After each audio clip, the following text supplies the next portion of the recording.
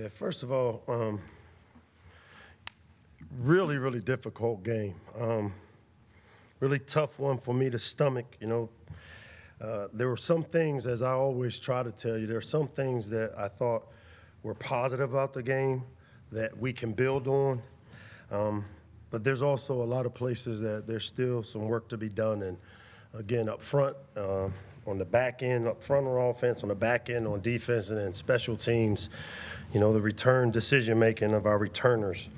But here's what I'll tell you. No one's going to be tougher, or nobody can be tougher on us than we will be on ourselves and than what I will be on myself. And that's just how I'm built. We're here to build this team to compete to win championships. Nobody ever said that it'll be linear. Today we took a step back, and we're going to find a way to turn this frustration into something positive and productive this week. It starts with the next game, which we'll be able to hopefully use some of this from today as some motivation.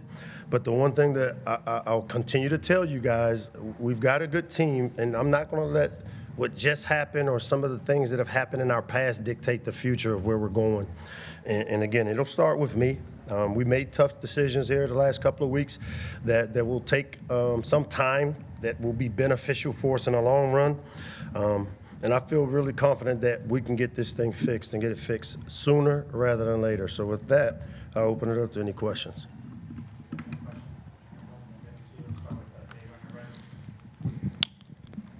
Mike, the turnovers in the fourth quarter, did it feel like things, they're separate instances, but did it feel like things were snowballing there? It snowballed. We pressed. The thing we always try to pride ourselves on is not kind of looking at the scoreboard, but as you drive down, and we had 2 long drives, we get down in the red area, we don't come away with points. It's demoralizing. When I talk about complimentary football, it demoralizes you on defense some when you don't come away with the points that you expect to come away with. And to me, that's where, as I said, we'll find a way to take the frustration of some of the things. And we had, I think, a 17-play drive, used a lot of clock, but that's where we've got to be able to line up and find ways to finish those drives with touchdowns. And then, as you said, the turnovers, whether it's the fourth quarter or early in the game, you don't win games when you lose the big play battle and the turnover battle, and today we lost both. Follow up the 2 fourth-down incompletions. For a team that's as young as the one that you've got, how tough is it to move past that? It's not tough. I mean, we have to move past it. There's no other answer but to watch it on tape, figure out, obviously we got to do a better job of executing on third down and even on those first and second downs. And, you look at the statistics of it, we had a bunch of first downs but didn't convert on third down, which has been something that we've been pretty good at. And, today we didn't make the plays that we needed to make. Mike, how would you account for the slow start, given, like what you said, you had to sit in a loss and you had an extra week to prepare for these guys? You know what? It starts with me and making sure that I'm doing the things to jumpstart us. Defensively, I thought they got us the ball enough early in the first half. We had 2 terrible decisions: the fumble on the kickoff return, where you lose opportunities, man. And we've been opportunistic on offense. We're an offense that has to get those plays because of the type of skill we have. And when you lose a drive with the fumble on the kickoff return. You come back, you have the poor decision where we get pinned down at the 1, and we used a bunch of clock there, which to me we're still a block away, or running back maybe running through a tackle from those big plays happening. In the last two games, we haven't been able to hit the explosives the way we've been able to. And the strip sack of Billy, I know you haven't seen the film yet. But what was the breakdown? What was the breakdown there? Our left guard totally missed the block. Obviously, we prepare our quarterback. Things like that happen. I hate that it happened to Ike Bunyan. He's competed well for us up front. But got beat cleanly, and now the quarterback has to mitigate the risk of not just, giving up the football there. We got to keep 2 hands on the ball. It's tough. We'll get that stuff cleaned up. We didn't play very well up front. I didn't help us. I got to do a better job of helping us with when they're struggling.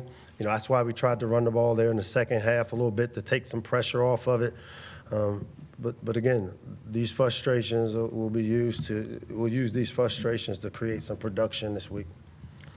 Coach, Coach Gaddis up in the booth tonight. It appeared like you were calling plays. Was what was happening? Yeah, I called the plays today. One of the things I talked about is when we evaluate where we are, and I thought for me, we're in the process of trying to create ways to be productive. And that's in all three phases. And one of my strengths is being able to help on the offense. It's a system that I know really well. Philosophically, I decided to take over the play calling today. Josh assisted me upstairs with the eyes. And, that's the learning curve because there's some, different philosophical ways that I call it compared to Josh. And I think you saw a little bit of that today. But that's where I think you'll see moving forward, the collaboration of how philosophically I want to call it, it'll benefit us, I think, down the long run. And Josh continues to serve as the OC. He's still a voice. He helps and collaborates and keeps it organized during the week. And it didn't work as well as we would like to see it work today, but it showed glimpses of what it can be. And then follow up for you. You said that this one was tough for you to swallow. I think this is your guys' second worst loss to a non-ranked team. What about tonight makes it hard for you? Obviously the game in total, but is there anything in specific that just frustrates you the most? Yeah, I mean, for me, it's putting out the fires of a young team. 1 week is penalties. Today we had, I think, 3 penalties, so we get that fixed. And now all of a sudden the turnovers show up, which we haven't turned the ball over, and we made a big emphasis of that. The big plays are the ones that concern me, and that's where philosophically, with me becoming more involved and me taking over that part of it, continuing to find ways to generate these explosives for the Ty Feltons, the Roman Hembees, the Caden Prathers. And, what I'll continue to do is we'll continue to evaluate every phase of our program and continue to make the right decisions, which I have a lot of confidence that we'll be able to make those decisions. Hey, Mike. George. Special teams, it seemed like you were behind the 8 ball pretty much all night from the return game to them pinning you back there with punts, specifically going to Ricardo instead of Braden and kind of switching that up. What was the mentality behind that? We are looking for consistency back there. We've had poor decision-making by our returners in the kick game. I mean, even late in the game today, we've let one get behind us, and those are the ones we got to be aggressive.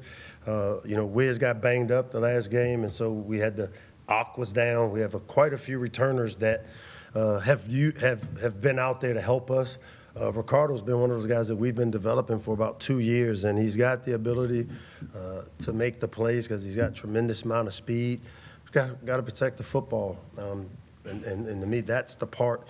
Decision-making, protecting the football. Special teams only gets 1 shot, 1 kill, and we've had some poor decisions back there, and we've got to get that fixed, and I will. And you had the opportunity late in the second quarter lined up for the middle 8 to try to capitalize on that. 2 chances. The one goes 3 and out. The other one, it's a long field goal try, which, you'd obviously love to be closer to try it or even get to the end zone. What were the breakdowns there and why that wasn't successful? It starts up front right now for us. I mean, we're trying to make sure that as we bring along some of these inexperienced guys up front, and that's the part for me because of the system and having run it for so long, how to help us kind of protect these young guys, because they're really not young. Ike is a veteran player, but this is game 6 for him at left guard, and Andre Roy coming off an injury and battling through it. We've got to continue to find ways to help them. We tried to do that by spreading people out and running the ball today, which we were able to do effectively. But when you turn it over and you don't come away with points, and then you start chasing points, and I think that's kind of what happened there late in the third and fourth quarter. You start chasing, and right now, that's not who we are. Hey, Coach. We've talked about the big plays this season, trying to pursue that. There were just 2 plays of over 15 yards in the first half, and the 2 scoring drives was 16-yard drive and an 16-play drive and an 18-play drive. Was that by design, or was that just failing to execute on the big plays today? No, it's not by design. I mean, we have an explosive group of skill guys on offense, and again, our goal is to try to find ways to get them the ball to where they can make these explosives. I mean, Ty's made those explosive all year long. As you can see, Northwestern did and give them credit, they did a really good job of containing the big plays. I mean, we had a ton of first downs and 6 and 5 yard runs and catches, but we weren't able to make the one guy miss, which, that's something that we have recruited, the type of players that have that ability. And now what I've got to do, as we move forward philosophically on offense, is continue to find ways to get these guys open in these situations and then now have them win. Northwestern found a way to do it. They only have 2 plays. I didn't realize only 2, but when you lose the big play battle and we lost the turnover battle, it makes it for a tough day. And for me as the head coach and the leader of this thing, that's why I'm really frustrated, because that's not who we've shown. We haven't turned it over like that. And then, we've got to find a way to make better decisions on the back end with our kicking game, because that's what's hurt us more than anything. Coach, over here. You said in the summer that setbacks, failure, adversity, they're all part of a season. You mentioned those evaluations. What specifically goes into those evaluations to kind of get these struggles to an end? What goes into the evaluation? What are you really looking at as a whole? Is it because you've Well, we talked know about- what the issues are. I mean, the issues show up in that right now, when you're inexperienced on the O-line, we got to do things that allow us to find ways to create value for them. And in the run game, you didn't see us in a lot of condensed formations like we've been in. And that's because it's right now, as we come off and try to do the things, the best running game for us is to spread people out. And that complements the skill that we have. And today, when we ran the ball from those spread formations, we were productive. The problem we have is once we get down into that red area and we have those opportunities where we've got to come away with touchdowns and not field goals. We took a bad sack in the red area. That's decision making, and that's the stuff that, when I talk about being frustrated, these are the same plays that we made better decisions earlier. Today we didn't make those decisions, and that's the part I got to get evaluated, is to figure out why. Thanks, guys.